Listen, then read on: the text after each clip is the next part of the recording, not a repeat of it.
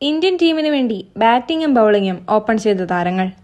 Cricket ഓൾറൗണ്ടർമാരുടെ കളിയാകും മുന്നേയും ബാറ്റിംഗും ബൗളിംഗും ഒരേപോലെ വഴങ്ങുന്ന cricketers ഉണ്ടായിരുന്നു. അവരിൽ ചിലർക്കെങ്കിലും കളിയുടെ ആദ്യ ഓവറുകളിൽ ബാറ്റ് ഏന്താനും ബൗൾ ചെയ്യാനുമുള്ള അവസരങ്ങൾ ലഭിച്ചിട്ടുണ്ട്. അവർ ആരൊക്കെയെന്ന് നോക്കിയാലോ. മനോജ് പ്രഭാകർ 45ഓളം ഏകദിനങ്ങളിൽ ഇന്ത്യക്ക് വേണ്ടി പന്തെറിഞ്ഞു തുടങ്ങാനും ബാറ്റ് ഏന്തിയിറങ്ങാനും ഭാഗ്യം സിദ്ധിച്ച കളിക്കാരനാണ് പിൽക്കാലത്ത് കുപ്രസിദ്ധനായ മനോജ് പ്രഭാകർ. ഓപ്പണറായി കളിച്ചിട്ടും കരിയറിൽ ഒരു ഏകദിനത്തിൽ പോലും ഒരു സിക്സർ അടിക്കാൻ മനോജിന് കഴിഞ്ഞിട്ടില്ല. ഇതെന്ത് ഓപ്പണർ എന്നാവും ഇപ്പോഴത്തെ ക്രിക്കറ്റ് ആരാധകരുടെ ചിന്ത. കപിൽ ദേവ് ലോകത്തിലെ ഏറ്റവും മികച്ച ഓൾറൗണ്ടർ ആയിരുന്നിട്ടും കൂടി ബാറ്റിംഗിലും ബൗളിംഗിലും ആദ്യ അവസരം കപിൽ ദേവിന് ഒരു മത്സരത്തിൽ മാത്രമാണ് ലഭിച്ചത്.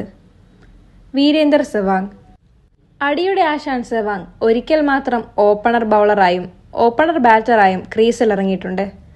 ഇർഫാൻ പത്താൻ പ്രതിഭ തെളിയിച്ച ഓൾറൗണ്ടർ ഇർഫാൻ പത്താനും ഒരു കളിയിൽ ഓപ്പണറായി ബാറ്റ് ചെയ്ത് ഡക്കൌട്ട് ആവാനും ഓപ്പണറായി ബൗൾ ചെയ്ത് വിക്കറ്റില്ലാതെ മടങ്ങാനും സാധിച്ചിട്ടുണ്ട്. റോജർ ബിന്നി 1980 നടന്ന മത്സരത്തിൽ റോജർ ബിന്നി എന്ന ഓൾറൗണ്ടർ ക്രിക്കറ്റർക്കാണ് ആദ്യം ബാറ്റ് ചെയ്യാനും ആദ്യം ബൗൾ ചെയ്യാനുമുള്ള ഭാഗ്യം ആദ്യം സിദ്ധിച്ചത്.